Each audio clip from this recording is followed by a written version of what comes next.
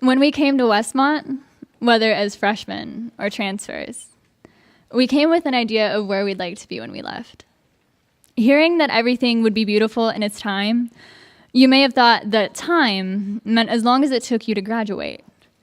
But now that you've made it, you might be thinking that there isn't much in your life that looks beautiful. Though we are gathered here to celebrate, I want to acknowledge that some of us had hopes and dreams that have faded in light of harsh realities, such as debt, mortality, mental and physical illness, and natural disasters. In light of this, I think it's important to know that He has made everything beautiful in its time is only the beginning of the verse. Ecclesiastes 3:11 in its entirety reads, "He has made everything beautiful in its time. Also, He has given human beings an awareness of eternity, but in such a way that they cannot fully comprehend, from beginning to end, the things that God does." What does this mean for us as we sit here, broken, cracked, healing, or whole, on the verge of tomorrow? I believe that it means, no matter where we are in life, we have hope. C.S. Lewis said, "If we find ourselves with a desire that nothing in this world can satisfy, the most probable explanation is that we were made for another world." This is the world we pray for when we say, "Your kingdom come, your will be done on earth as it is in heaven."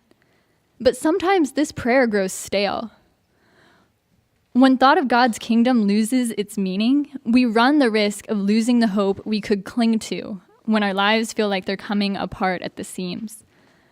Our unrealized awareness of eternity becomes a source of frustration, and we begin to doubt that there will ever be a time when things are beautiful.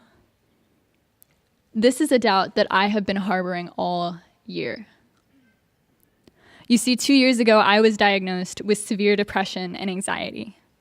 And this past fall marked both the beginning of my senior year and the beginning of an intense relapse. For those of you who have never experienced anxiety or depression, mine leaves me hollow and brittle. My chest feels tight, and I can't focus. I forget to breathe and how to move. Morning after morning, I have struggled to get out of bed, swallow breakfast, focus in class, begin my assignments, and fall asleep at night. At times, I have wondered if rather than giving me a glimpse of heaven, my awareness of eternity has been a foretaste of hell.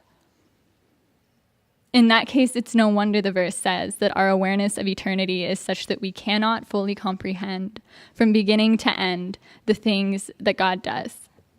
How do we make sense of a God whose plan is to leave heaven for the purpose of descending into hell for someone else?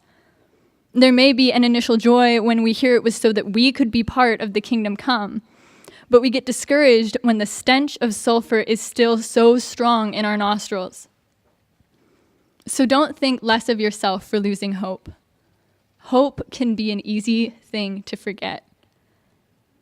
I know that this past year, I have not been the only one to lose hope.